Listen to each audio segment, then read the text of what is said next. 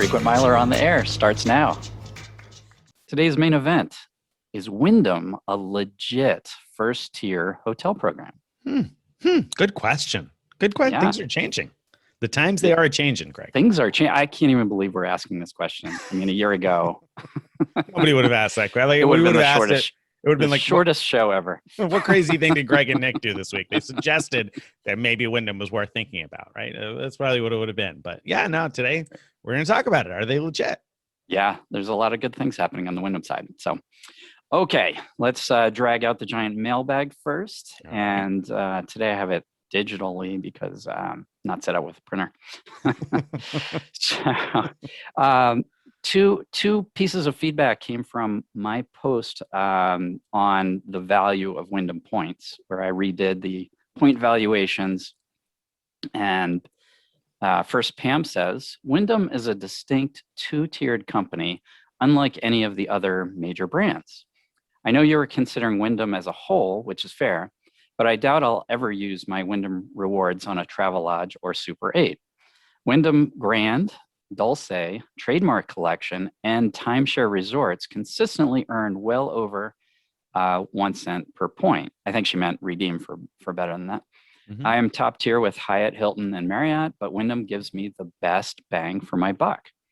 All right. And then, wait, there's more. Mm-hmm. Okay, there's more. All right. Read a little bit from Stever, STVR, who said, among other things, I truly don't associate Wyndham with Chicago, Denver, Houston, Los Angeles, Miami, New York City, and Seattle. Now, that was the collection of cities I looked in to do the point valuations. That isn't really their strength. If I were in any of those metro areas, Wyndham would be an unlikely choice. I know I've tried in Los Angeles and Miami and not found anything suitable. I associate Wyndham more with metro areas where the only competition is limited service.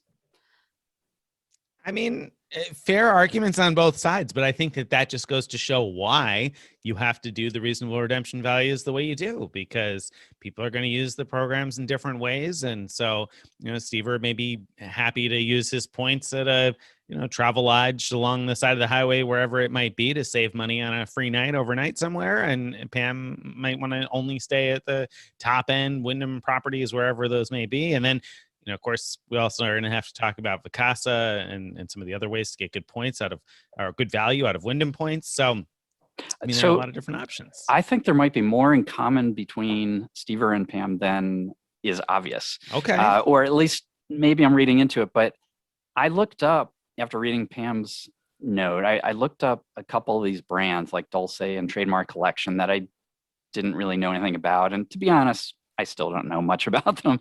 But it was interesting looking at their locations, because these are higher end brands within Wyndham's collection of brands.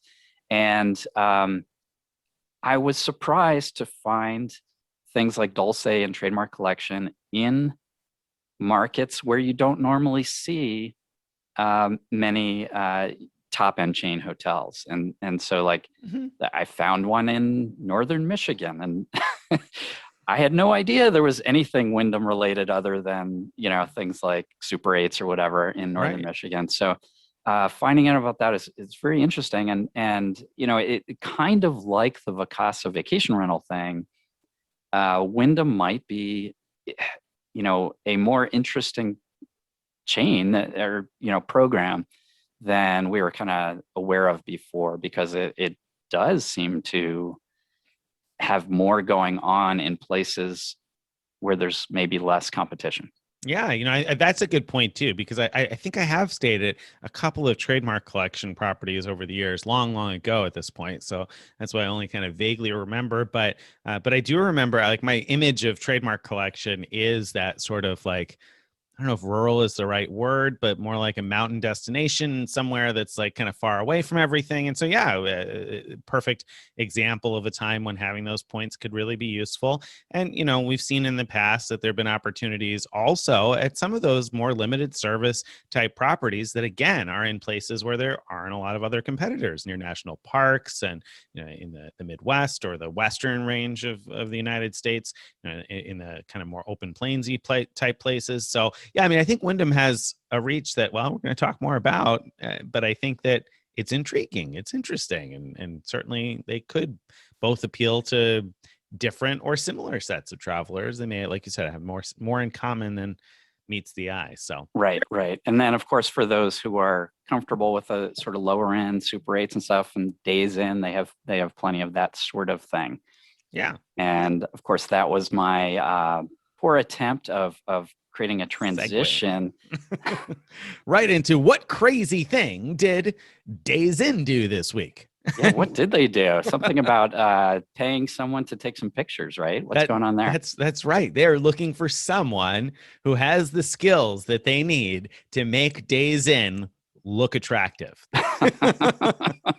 they are willing to pay somebody $10,000 to travel for 2 weeks to the finest Days Inn properties coast to coast. And they're going to give that person also a $250 a day travel stipend, to be able to do stuff and whatnot and clean their camera from wherever it's been at the Days Inn and make sure that they get some good, nice, spiffy shots to throw on Instagram and other social media platforms. I assume Instagram, they say social media. And so what they're looking for you to do, it seems they are primarily looking for somebody with photography skills. The advertisement for this internship, they call it a sunternship, seems to very much focus on the ability to take good photos, which should not be shocking to anybody who's familiar with Days Inn, that they are more interested in your ability to photograph things well than to write about them. So all they want is for you to go out there to, not all they want, maybe they want you to write something, but they'd like you to take some nice pictures, do some fun stuff, and create a hot list of Days Inn properties, and you get to pick the itinerary. You just have to write a 300-word essay about, why they should pick you, kind of a thing, and what your dream itinerary would be for 2 weeks. And they're going to pay somebody a lot of money to go out there and travel the United States. So I don't know, what do you think? What do you think about this, Greg? I think it actually sounds like a ton of fun. I mean, that's the kind of thing that just about anyone, if you're good at taking pictures, I would think it would be so much fun to go out and be creative and try to figure out, how do I get this Days Inn in a good light and make it actually look like a place people would want to go. I mean, that was my thought. They say you're going to get a glowing recommendation from, Days Inn executive when you get done. And I was thinking, for sure, because if you make it look good, they know you're good. And I mean, talk about something to toss on the resume. I made Days Inn look good for 2 weeks. I mean, that's right. That doesn't get you an interview. I don't know what's gonna. Yeah. And I imagine that at each hotel you stop at, they probably will know who you are and will probably treat you. roll out all right, the stops to wine and dine you. All the all the bags of chips and chip you. Right? Yeah, you can eat. Well, no, and your accommodations are covered also. I didn't mention that, but of course the hotel stay is covered. And at $250 a day, that's what, like 10 days would be 250. So you get a few more days than I mean, or 2,500 rather. I don't know, 3,000 ish. So $3,000 on top of the 10,000. So really, it's like a $13,000 net win, so to speak, for you to spend should we call it a net win? You got to spend 2 weeks at Days Inn. I didn't mention right. So there is that downside. Yeah, there is that downside. Yeah, but kind of crazy nonetheless. Somebody out there is going to have a blast, I imagine, because it's fun to kind of laugh and be like, "Ooh, I wouldn't want to stay at Days Inn for 2 weeks necessarily." But I think the challenge in finding whatever the finest Days Inns coast to coast might be and making them look good, that actually does sound kind of fun. Yeah, we should do a competing contest, which is like whoever wins this Days Inn thing, we'll pay them, and I don't know, make up an amount, but to take pictures of the Hyatt places that they actually stay in each night. Because goodness knows they're putting that $250 a day stipend to use to stay somewhere else.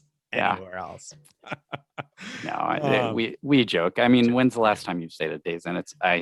It's been so long for me. I mean, maybe they're nice. I don't know. It's been a few years. I did stay at one. Unfortunately, I'd used some of my points before Wyndham ran their last crazy deal several years back. I'd used some points at a Days Inn in Utica, New York, and it was as nice as we're insinuating a Days Inn to be. But I definitely stayed at Days Inns years ago more often, and I'm sure I stayed at some that were just fine. So I'm sure there are some of those, some of all types. So yes, I'll be interested to see. I really have an interest in seeing how it turns out for whoever it is that does it. I really want to see the pictures because they're going to have to obviously try to make it look good. So I'm curious. I want to know, is Wyndham a legit top tier property, or excuse me, chain rather? And have I just been missing the boat on Days Inn? Right. Okay. Okay. But today we have a double header. We do. We have another crazy thing. What crazy thing did Wyndham Rewards do? Wyndham this Rewards week? is making it right back in. Right back in. Look at you, Wyndham. It's like a Wyndham day. I mean, we had Wyndham in the reader feedback, double header Wyndham craziness. It's all Wyndham all the time. This is the Wyndham channel. And they are not paying us $10,000. Let's be clear.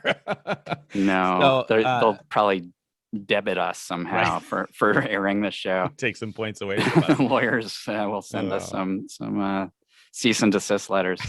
So what crazy thing? I mean, there's something going on with the credit card here, and you got to tell us what's going on, because you did all this research about point values and blah blah blah. And what craziness did you find? Okay, so this is just too weird. You know how the new Wyndham Earner credit cards, one of the benefits that I love is that they automatically give you 10% discount on award nights. That's terrific. That's awesome. Is terrific. It's not a rebate. You don't have to have the points up front. It's just a discount. That's great. Right. It's way better than a rebate. Another perk that they list is, I think it says something like up to 12% off on paid nights. And so it sounds like it could be, a good discount. And in some cases, it's a legitimate discount, if not, a really good one. I'm always skeptical of the up to. Makes me a little skeptical. Yeah, well, and you have right to be, because Stephen Pepper has written before that it actually varies from like 4% to 12%. And it's a discount off the best available rate. All right, so that's all fine. And you expect when you're searching for paid rates for the amount of discount to vary, all good and fine. But Wyndham also has their member rate, which is a discount off the best available rate. And I ran into situations where the member rate was cheaper than the credit card discounted rate. What? It gets worse. Okay. So when I was logged in as myself, I had no way to get that cheaper member rate, because it would only show me the Wyndham Earner rate, which is the credit card rate. The only reason, as though you're not a member, right? As though you're not a member. Yeah, I'm not eligible for the member rate because I have the credit card. I had to log in as my wife to see the member rate, which was lower. And then here's the dilemma is, of course, if you have the Earner card, you have diamond status. So you want the reservation to be in your name. You don't want to book it in someone else's account. Yet, if you want that rate, if you want the cheap rate, it's going to cost you. It's going to cost you. Those diamond benefits are not cheap to administer, Greg. Oh, okay. Yeah, there you go. I mean, there's a couple of bottles of water in it for you. Water, I think. yeah. Maybe. Maybe you get a bag of chips if you go to Days. Who knows? Maybe. It's possible. Yeah, that's crazy. That's insane. So you're a member. You have to be a member in order to have the credit card, right? I mean, obviously, you have a membership number. So one would think that if you have the credit card, that you would certainly be eligible to book the member rate, but apparently not. You would think so. And usually the credit card rate was like a little bit less than the member rate, but not always, or at least equal to it. But yeah, it's just not the best perk of the card. It's almost an anti-perk. That doesn't make any sense at all. But I will say that there's no reason your wife shouldn't have Wyndham Diamond status, because I'm sure that she hopped on the status match go round back in the day when we wrote about that, and is matching back and forth between Caesar's Diamond and Wyndham Diamond as we speak. Right? She did. She did not. She doesn't read this stuff. So much for that. So no bottles of water for you, Greg. Sorry to. Not if we book that rate, but I don't know. Maybe she'll sign up for the Wyndham Earner business card as well, like I did. So that way she can't have access to those good rates anymore either. Then you don't have to know what you're missing. That's right. And she can be just as diamond as me. That is fantastic. All right. So craziness Craziness and more craziness from Wyndham this week. Let's move from Wyndham to everybody else's favorite hotel chain when we do this week's Mattress Running the Numbers to talk about the latest Best Western promotion. Tell us about it, Craig. What's going on? Yeah, Best Western. We really should have done a Wyndham promotion just to keep it all consistent, but no, Best Western, as Stephen Pepper wrote in his post about this latest promo, is finally out with a legitimately good promotion. Now you can choose between a bad promotion or a good promotion. So I have a good one, but you have to choose the good one, right? You have to choose the good one. So I suggest when you register for the good one, which is you can get 5,000 points per night for up to 3 nights. And also in conjunction with both promotions, whether you do that or you get the $20 soon to disappear gift card as the bad promotion, either one, you also get 5,000 points with every 5 nights you spend at Best Western. So that part, I mean, I'm kind of lukewarm about that part, because if it wasn't for the first part, you'd be talking about, yes, you'd be getting 1,000 points per night, which is pretty good, but having to stay in multiples of 5 nights to maximize it isn't great. However, I don't know. I mean, I think 5,000 points per night, that would be a good promotion in anyone's book. I think it's 4,000 per night, right? Because it's 5 nights, you end up with 20,000 points. So you get 4,000. No, I'm sorry. The first 3 nights, if you only stay 3 nights. First 3 nights, you get 5,000. That's 5,000. That's true. Well, maybe, but I'm not actually sure that this is better than the $20 gift card promotion. Really? And you know why I'm not sure? Because Frequent Miler hasn't yet done the what are Best Western points worth post. So I have no idea what these Best Western points are worth. I mean, do you know anything about that? Like, are that's they worth a good something? Point. Frequent Miler, at the time we're recording this, has not yet published a post on it, but he has done the analysis, and it came out a little over half a cent a point. I can't remember the exact number, but I think it was 0.54 or something like that. Well, now you've got my interest. Now you're talking about like $25 a night back, right? Right. So, and they don't expire, unlike those so-called gift cards. Wow. So if you stay 5 nights, you end up with more than $100 back. And if you just stay in 3 night chunks, then you do a little bit better. Is it just the first 3 nights you get 5,000 per night, or every 3 nights? Just the first. Just the first 3. So, I think if you're gonna think about Mattress running this, it's 1 to 3 nights to do it, because as you sort of pointed out, going for that 5-night threshold actually reduces your average return on your nights. So if it's just a pure mattress run where you're doing it for the points, then yeah, you should do that. You should only do 1 to 3 nights. Is it worth it though? So let's just talk about 1 night, because it's equal whether you do 1 night or 3 nights. So 1 night, 5,000 points worth 25, 30-ish dollars. A little over $25. Let's call it 30 to be, let's call it 30. Generous. Be generous to Best Western today. Okay, well, that's where my generosity for Best Western starts and ends. So no, I don't think it's probably worth Mattress Running for that. But no. If you need a stay, that's a good return on a stay, though. Right. Yeah. It's good enough that it's if you were totally agnostic, I think, between staying at a Best Western or a Wyndham or an IHG or whatever, it's a pretty good return. And so if you totally didn't care, that would make sense. Or good enough that if you've got a $250 a day stipend and you're stuck at the day's end, you might opt for the Best Western. I don't know. I'm just saying.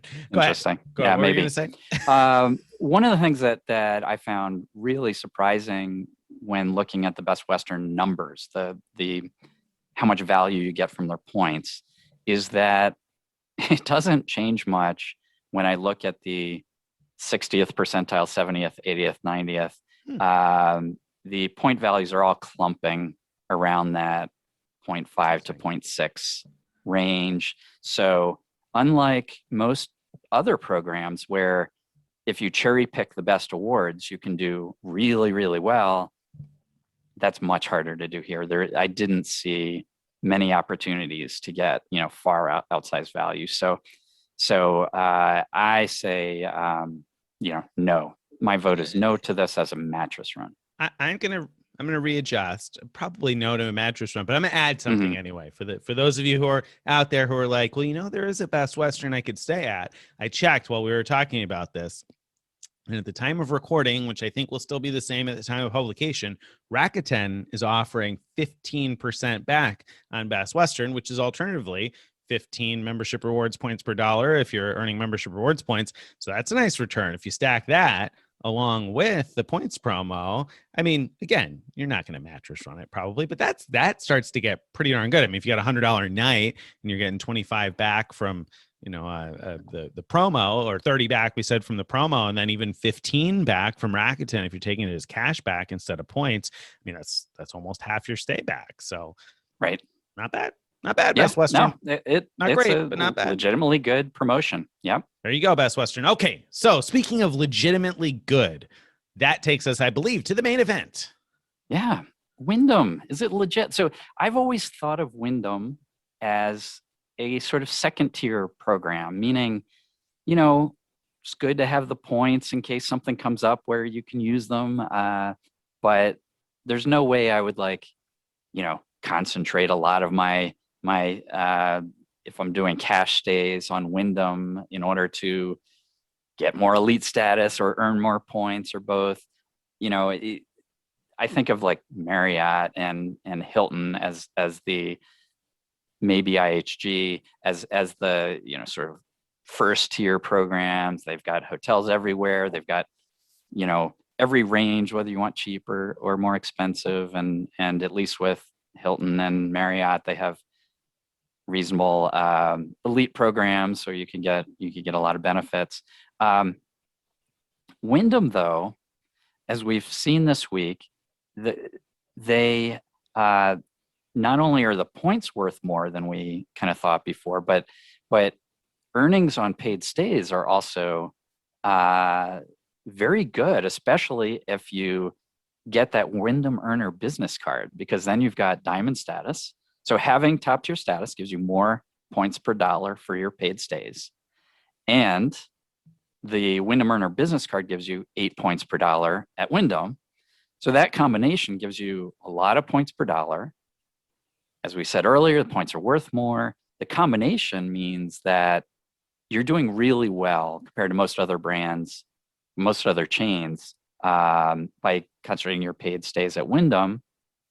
And then the question is like, do we care? Because if I mean, it's kind of how I feel about IHG, right? I mean, IHG gives you a decent return on spend in terms of the number of points, but that's it, right? Very good return on hotel spend. Right.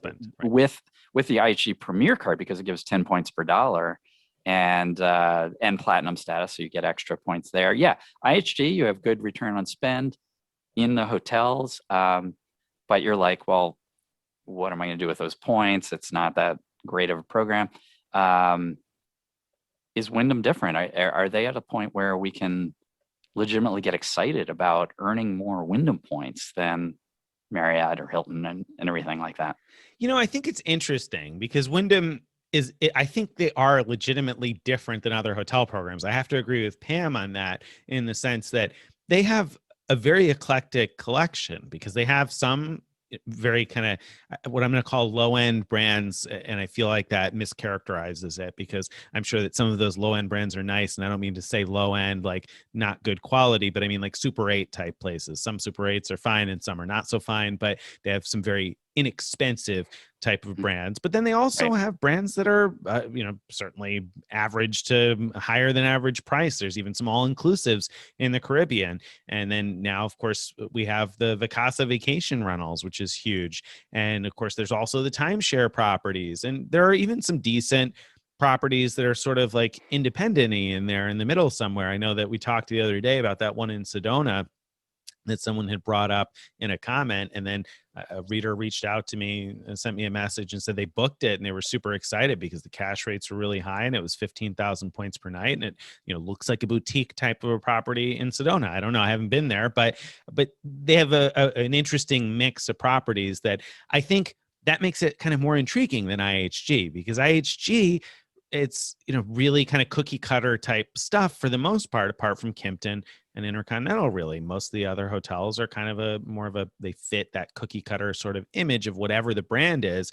Whereas I feel like Wyndham, maybe they are cookie cutter. I just don't know that cookie cuttering set, like I've never made cookies with that set. So maybe that's what it is, that it's kind of intriguing to me because it's different.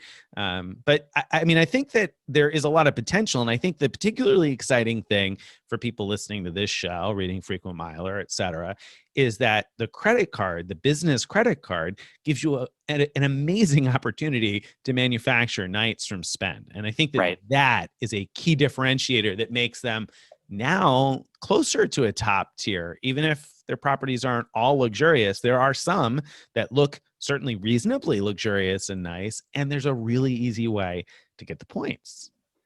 There sure is, right? So you're getting 8x at gas stations with that business card. With the personal card, I think you get 4x, is it, or 5x at grocery stores? So there's some opportunity there as well. That's another thing that I think sets it apart from IHG in a way, because IHG, with IHG's own credit cards, there aren't good ways of earning multiples like that outside of spending at the hotel itself. And then if you're spending on Chase cards, that Ultimate Rewards cards that do transfer one-to-one IHG, that's a terrible use of your Ultimate Rewards points. You're much better off even just cashing out your points than transferring to IHG because of how little IHG points are worth compared to the pennies that you could get instead, or to transferring to Hyatt, which would give you much more value. Well, and I think the award chart is also intriguing because, like IHG, you've got a range all the way up to 70,000 points a night. Now, some of the Six Senses places are 100,000 or whatever or more. Whereas Wyndham, it's 3 levels, 7,500, 15,000, or 30,000. Now, somebody out there is saying, oh, but the condos are 15,000 points per bedroom and the Vacasa is 15,000 points per bed. That's true. But at the hotels, IHG will charge you up to 70,000 or now 100,000 or more at some hotels for a basic hotel room, whereas Wyndham won't. It's 30,000 is the cap for a regular hotel room, or for one bedroom. That's as much as you're going to pay anywhere. So that's pretty intriguing, because then you say, okay, so 30,000 is the top and 15,000 is next. And there are some decent 15,000 point places. I was particularly impressed, by the way. I'm going to derail myself for a second, but when you did when you did the evaluation of the value of Wyndham points, your median and mean point values were much lower than I expected. When you were picking the 3 top Wyndham properties based on TripAdvisor from each city, I thought for sure it was going to skew towards the 30,000 point properties, and it didn't. It was like 15,000, 16,000, something like that, right? I mean, those numbers, both the median and the mean, came out right in there. That's true. That's true. Although, sometimes the reviews, the properties that people like the best are the simple properties that are near the airport that, just that's true, are not that expensive and just do what they need to do. Like I've seen that when looking at Marriott as well. Like, you tend to see their middle to low end chains getting the best reviews for whatever reason, not 100% of the time, but often. So I'm not sure what to make of that, but I will say, I mean, yes, 15,000 was by far the most likely cost within my data set. I didn't have a single 7,500 point property show up. Yeah, I saw that. That was interesting. But that's interesting to me for 2 reasons. Number one, because it tells us that that's really kind of a worthless tier, because there's probably not going to be any place you really want to stay at that price. But then it's also interesting. It tells me how many 15,000 point properties they must have for the average to have not gotten higher than that. There must be a bigger footprint in the 15,000 range than I would have expected. So, and you make a point there that the places that are higher end, people have higher expectations, so easier to fall short and end up with not as good reviews. So I don't know, maybe that skews it. But at 15,000 points per night for a lot of those places, if you're earning 8 points per dollar, you're talking about $1,875 in spend on the credit card gets you a free night. I mean, $1,875 on anything else other than a Chase Ink card for Hyatt. Like, other than that, you're not getting a free night. somewhere like for that much spend. Like that's Wyndham is it. That's the only game in town if you want to earn points for very low, relatively speaking, very low spend. And even the 30,000 point places that are higher end, then you're talking what, the 3750. I mean, Yeah. come on, you're not going to get a Right. top tier Right. place for that with anybody else. And and if you're someone who tends to pay for your hotel stays, I found it really interesting that using their points to get a discount with what they call, I think it's Go Fast rewards, points are worth even more. So, you're consistently getting like 1 cent and more value using it to get a discount, which, I'm sort of like on two minds on that. One is like, wow, this is great. You get so much value. On the other hand, like, well, why can't I get my hotel entirely for free at that value? Is a little frustrating. Right. Well, yeah, I mean, that's true, and that is kind of frustrating. But at the same time, I mean, I feel like they are offering a fair amount of value. I mean, that's like 0.8 of a cent per point is not bad. That's the 0.82. That's pretty much on par with Marriott, Choice. It's better than Marriott. Yeah. Yeah, I mean, that's a pretty solid point value. I mean, it's only Hyatt that has a better value for hotel points. Am I wrong on that? As far as a more highly valued hotel currency, Hyatt's right? I think that's right. And so to earn 8 of those per dollar at gas stations, and then even at the grocery, like you said, the bonuses that are on the personal cards. I mean, that's not bad at all. And then if you do value those points at the 0.82 cents each that you said, the credit card, the business card, am I right? It has a $75 annual fee. The business card, I think it's the personal card that has 75. The business card, I think, is 95. And it comes with 15,000 points 15,000 right? points per year. Yeah. So it easily pays for itself with the points, and all the perks are great. Yeah. So I know you have the card. Are you going to be booking Wyndham properties? I mean, I know we're kind of making it sound like Wyndham is the top tier, like Wyndham is the thing. Like we're excited about Wyndham. Are you really going to stay at a bunch of Wyndham properties? Probably not yet. I want to see them do more at the very high end luxury level. I get excited about using Hyatt points to stay at a Park Hyatt or a Leela property, and I want to see things like that. If Wyndham has anything at that level, I'm not aware of it.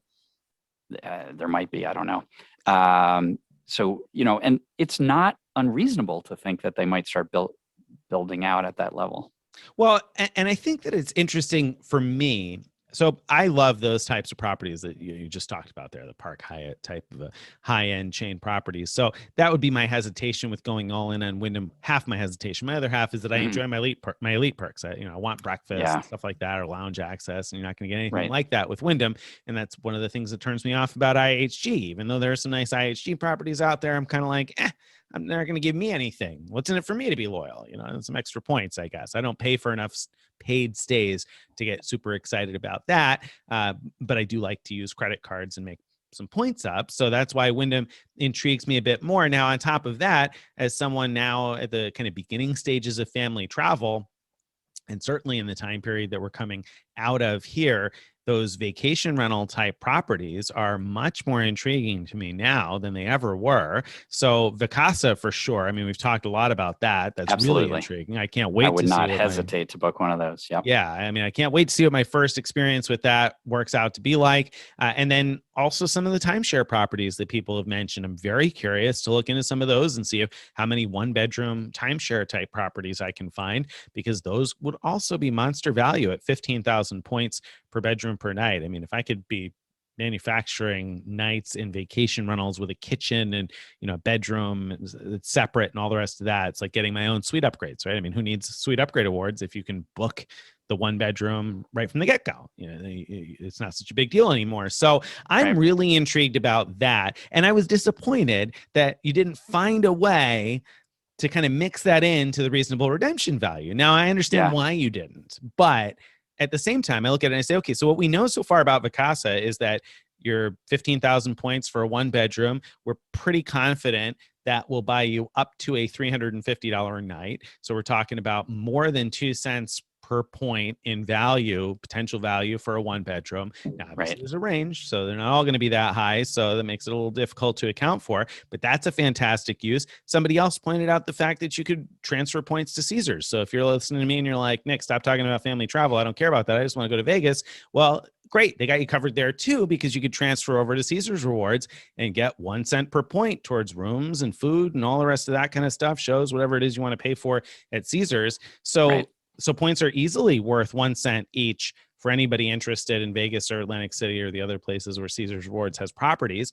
So I feel like between Vacasa and Caesars, there is something to be said for bumping that reasonable redemption value up even a little bit more. And I don't know, so we need to, but I think that people listening should realize there are a lot of opportunities to get more. Not only, I loved how you included the percentiles, by the way, how you included 60th, 70th, 8th. Wish we'd do that on all of them. We should definitely add that data, because I'm sure you Yeah, my plan is to go back.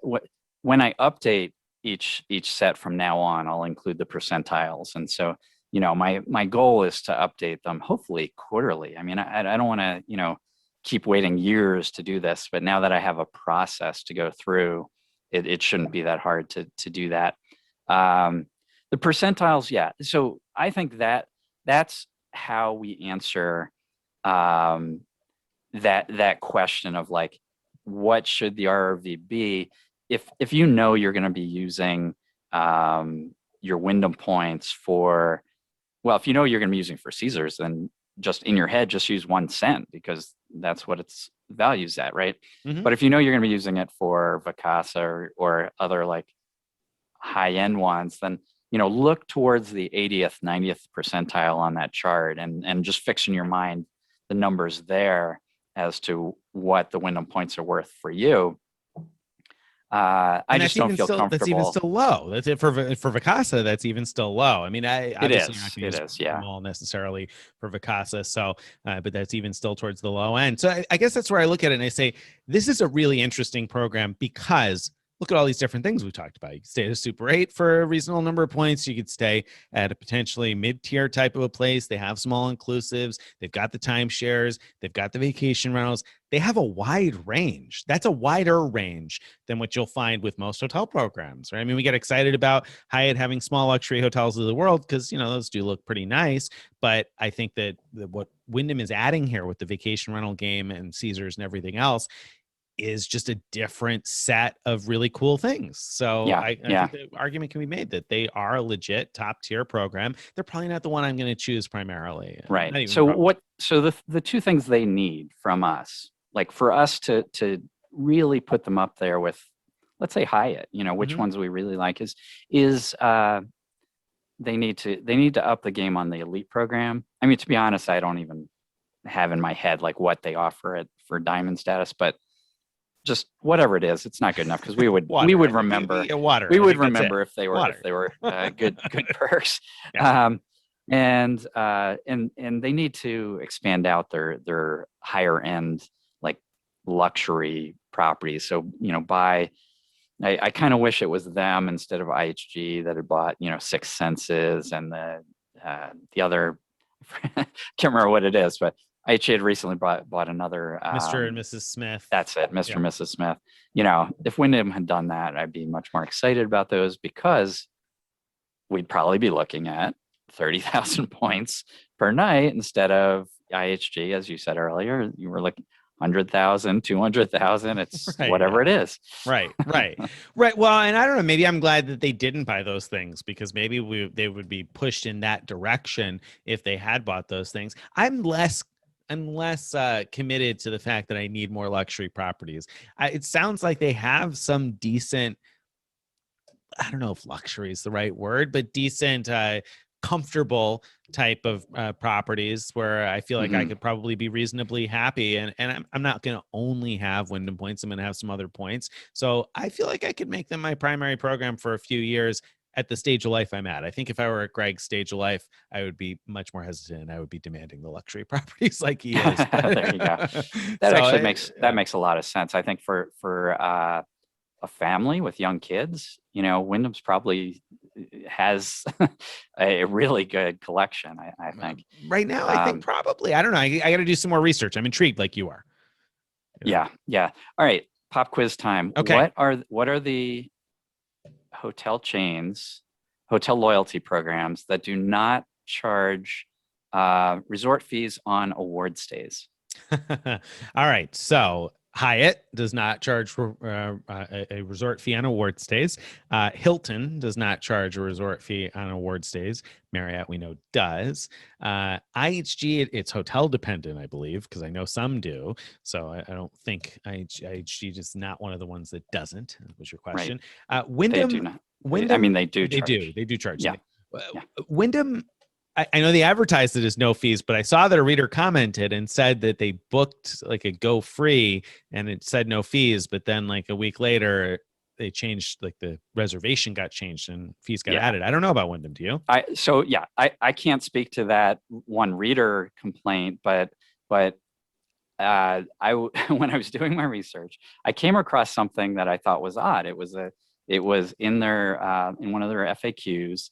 It called out that if you use Wyndham points at a Caesars property, you will pay resort fees. And I thought, does that mean you don't pay on other properties?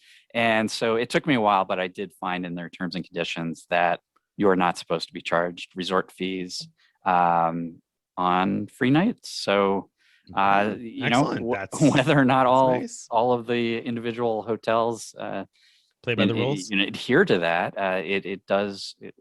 that's in their program. So that's really nice. I wish all the chains would do that. Me too. And I mean, thus far, Vacasa looks like does not have any of those fees either. I mean, that's what we've reported. And the fees are kind of substantial on the Vacasa side because you got the taxes and the cleaning fee and whatever the other stuff you normally anticipate. Yeah, it really makes a big difference to the point values, doesn't it? Especially really does, on a short stay, because that cleaning fee becomes a much bigger percentage of your overall payment, and you're not paying it when you use points. So that's such a good deal. Yeah, it really is. It really is. So, and I believe that it is that way because Vacasa didn't even take a credit card, so they don't have anything to charge at this point. There's no like credit card number in their system for me. I don't think so. That's really funny. Insanity. So anyway, yeah. So I don't anticipate being charged any sort of ancillary fees at all because I don't think there's like an in-person check-in or anything. So yeah, that's a monster value too. So all right. So Wyndham. You're getting there. You're getting there, Wyndham. Getting close, yeah. Got a little work to do. So let's get that elite program. Definitely on our radar, and we're looking forward to their advertising fee for the show. All right. So then that brings us to the post roast. Yes, it does. Are you ready for the post roast? I am. My post roast was going to be that you did not include anything for the value of Wyndham points, but then we decided on this Wyndham topic. So you ruined my post roast, Greg. So so you've already been roasted. That was what I had aside before we decided on the topic for this week. So Greg, you escaped. Okay. Well, good. So my post roast for you is this. You wrote a post whose title was "Greg's Wrong. The Choice Privileges Visa is totally worth a look right now." And I did. You did, and you wrote a whole post about how good that Choice 75K plus sort of 4X everywhere offer is, and implied that my post said it wasn't worth a look. I mean, it was basically the title implied that. The title of your post implied that. Never mind the contents of your post. But my post was titled, "What are choice points worth? And should we buy points?" True. That's true. The focus of the post was not on is the credit card a good deal? No. And then I said, go ahead. I wrote in the post, I said, I described the choice offer, the credit card offer, and I said, thanks to this offer, many may be wondering what choice points are worth. So the point is, my post was intended to help you decide whether that offer was a good offer, but not answer it for you. I happen to think that it's a great offer, and most people should go for it. So, well, you did help me. You helped me decide that it was a great offer. So thank you for that. There you go. No, it was and in fairness, I mentioned a couple of times in the post that Greg's post did kind of come to the conclusion that maybe the choice privileges visa was worth it. But I felt like your tone on the choice privileges visa in the conclusion was like maybe. And originally anyway, before the conclusion got changed, because the original conclusion that I read was missing some of the final details there. Yeah, you should have risked me on that. well, it got fixed later. But originally what I saw was just focused on the spend and the return on spend and how much, 4X is worth, and is 4X worth enough points to make it a good return on spend. And I mean, I think it is a pretty darn good return on spend. But then when you also look at all of the points you'd be earning in that first year, I think it becomes much more worth it because of the big spend bonus that comes in, and the 4X everywhere, and the historically high offer. I mean, then to me, that's, I think, a pretty exciting offer. Not as exciting as the Hilton offer, but a pretty exciting offer. Right. So. And in your defense, in my conclusion, when I was talking about the value of earning 4X everywhere, I said something like, that this value is really good, but not enough to make me want to run out and get the card. And what I meant was the 4X component alone wasn't enough, right? But I didn't really spell that out. And I could totally see why someone would think that I was saying the card overall, the offer overall is not worth running out to get. That's not what I intended. And so I really should go back and actually edit that. And there you go. There you go. All right. Make that more clear. Greg saved me there. All right. Thank you, Greg. You All go. right. You're welcome. So that then, my friends, brings us to the question of the week. And this week's question of the week is another hotel-related question, but it's about two different programs other than the ones we've been talking about today. It's not about Wyndham. What? It's not about Wyndham. It's not all about Wyndham, Greg. It is about, let's see, I'm trying to pull it up. I'm trying to remember. No, I'm not trying to remember. I'm just trying to find it. There we go. I scrolled a little bit past it. So Chris asks, my wife is running 3 marathons in October. 3. Yes, she's nuts. That's him, not me. Okay, he says that. So Chris says, we will be spending 15 nights in hotels and spending about $5,000 on hotels. In your opinion, should I get the Chase Hyatt card for the 60,000 points and the 9X points for the said hotel costs, or the Amex Hilton Surpass card for 180,000 points and the 12X points for the hotel charges? Thanks, Chris. So Chris is asking again whether to, basically they're going to spend 15 nights and they're going to spend $5,000 on hotels. Should they go after the Hyatt card for the 60,000 point bonus, which we'll talk about? I'm reading it the way that Chris wrote it here. So the 60,000 point bonus and 9X on the hotel spend, or the Surpass card, 180,000 points and 12X on that $5,000. What would you say? Well, first, let me clarify things a little bit. The Hyatt card gives you 9X only because you're earning 5X base points plus 4X with the card. And it's really actually the Hyatt card gives you Discover status. So you'd actually be earning something like 5.13. I don't forget exactly. You'd be earning some fraction more than 5 base points. And then you get the 4 points per dollar with credit card. He didn't factor that in on the Hilton side though. Right. No, exactly. And that was the first thing that stood out. That's why I said I'm reading it the way that Chris wrote it, because that was the first thing that stood out at me, was that you included the elite or the hotel program based earnings on the Hyatt side. But if you did that on the Hilton side, if you get the Surpass card, you're going to have automatic gold status, which gets you 18 points per dollar at most Hilton properties. And I say most because there are some of those brands that get you less. So it a little bit depends on where you're staying, but let's stick with the majority, or 18 points plus 12X using the card. So you're earning a minimum, without any crazy Hilton promotion, of 30 Hilton points per dollar on that $50,000 spend, not 12. So if you want to compare apples to apples, the 9X Hyatt, you got to compare that to 30X Hilton, and then it's not really a 60,000 point offer on the Hyatt card either. So there's a couple ways of answering that just from the points per dollar perspective. One is to realize that our reasonable redemption values for those are like exactly, Hilton is exactly 1/4 of the value of Hyatt. So if you multiply the Hyatt 9 points per dollar by 4, you get 36 points per dollar. It's sort of the equivalent of 36 Hilton points per dollar. So you actually are doing better with Hyatt even though it sounds like less with the number of points per dollar you're getting. The other thing, the post I published on Friday about like, which hotel chains are most rewarding, I actually showed that Hyatt would be a more rewarding choice. So if it's just totally based on points per dollar, then the answer is Hyatt. If you're factoring in the value of the sign-up bonus, though, things get very different. So, Nick wrote a great post about how valuable that Hilton Surpass offer is right now.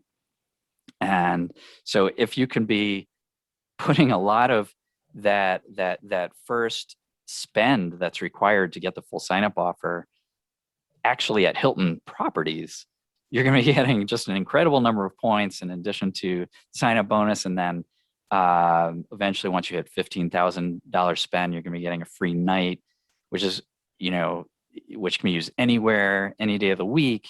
Unlike the Hyatt card, where the free night is up to category 4, and so it's much more, way more constrained than the Hilton one. So taken together, it's a little hard to say which one is better. I mean, I think if you were, if you like the idea of having Hilton and having sort of the gold status where you get free breakfast everywhere, there's a lot to be said for going for that Surpass card. I don't even think it's a hard decision. I think Surpass hands down. Surpass hands down, because the Hilton, excuse me, the Hyatt offer is not a 60,000 point offer. That's how a Hyatt based their advertising. It's a 45,000 point offer, because you're not actually getting 60,000 bonus points. And if you don't understand exactly why, we have a post about it. But you're getting just an extra point per dollar on that $15,000 spend over the 1 point you would ordinarily get. So it's 45,000 bonus points, and 45,000 Hyatt points is worth $742.50 based on our reasonable redemption value of the 1.65 cents per point is what I think it was. And on the Hilton side, that same, actually less spend, the $10,000 spend will get you 180,000 points if you aren't targeted for the 200,000 point offer. And just that 180,000 points, not including again what you would earn on the spend, which we really should, but without including what you earn on the spend, that's a value of $720. Now, what you have to consider here too, though, is like Greg said, your spend is going to not only earn you a bunch of points from the hotel, but it's also going to probably earn you diamond status, because if you're going to be spending $5,000 on hotels at 12 points per dollar, 5,000 times the 12 points per dollar, that's the 60,000 points you need. That just your hotel stay will get you Hilton diamond status through the end of March 2023. So you're talking lounge access in addition to the regular benefits. Also, when you hit 15K spend, you got the free night anywhere that Greg just talked about. So that's a great deal too. And then any other points you're earning, based on 6X or 12X, the points you're earning on that spend to meet the minimum spending requirement are going to easily put the Hilton offer out in front of the Hyatt offer, I would say. And then on top of that, there's a good chance that Hilton's going to have a good bonus point offer. So right now we're saying that, if Hyatt points are worth about 4 times what Hilton points are worth, then the Hyatt, spending on a Hyatt card 9X at a hotel is probably a little bit better than earning 30X total on Hilton, except that Hilton almost always has an opportunity to be earning 40 or 50 points per dollar. So there's a decent shot you're going to have a chance to be earning a lot more than 30 points per dollar on your hotels. A year ago, I would have totally agreed with you, but in the past year, it feels like Hyatt has been more consistently had better promotions. And so, yeah, it used to be Hilton was the sort of promo god of the hotel chains, but we haven't seen them do much for a while, have we? I mean, I guess I tune them out because it's always double or triple points, right? I mean, it's like I couldn't tell you what it is right now, because once you tell me double points for like the 9th quarter in a row, I'm kind of like, it's always double. Forget about it. So here's something interesting I thought about as you were talking about the two bonuses. So you're saying the Hyatt one's really a 45,000 point bonus. The Hilton one is 180,000, right? Right. If you say that Hyatt points are worth 4 times Hilton points, then 45,000 point bonus is equivalent to 180,000 Hilton points, right? So even Steven is what we're saying. It's almost like they designed them that way. But the difference, of course, then if you use that metric, is that then, okay, you got to figure that you're earning a minimum of 3 Hilton points per dollar on your spend to trigger that offer, but probably realistically you can meet the minimum spending requirements at 6x, because you could probably earn the 6x, because you earn 6x on the Surpass card at restaurants, at gas stations, and at grocery stores. So pretty darn easy to hit the $10,000 spend with those bonus categories. And so now, once you've factored in the points earned from the minimum spend requirement, you're probably going to come out comfortably ahead with the Hilton offer, in my opinion. I think it'll be close, but I think your points about elite status are really where it's at. That with the Hilton side, you might end up with, I think, around the same value in points. You end up with a much better free night certificate. You end up with much better elite perks. That's my take on it. So, all right, there you go. So hopefully you figured it out now that you've listened to all of that, Chris, and good luck to your wife. My goodness, I've run 2 marathons in my life, and they certainly were not in the same month or the same year. They were barely in the same decade. So 3 in the same month. I mean, hats off to your wife. That's amazing. Yeah, that's amazing. Good, good job to her in advance. That's right. All right, my friends, if you enjoyed what we've been talking about today, you want to get on our email list, you want to go to frequentmiler.com/subscribe. Again, that's frequentmiler.com/subscribe. Join our email list, follow us on Facebook, join the Frequent Miler Insiders on Facebook. If you're watching this on YouTube, hit the subscribe button, ding the notification bell, do the same kind of thing in your podcast platforms, leave us a review or a like, or et cetera, et cetera. Thank you very much for being here with us today, and we will see you guys again next week. Well said. Thanks. Bye, everybody. Bye-bye.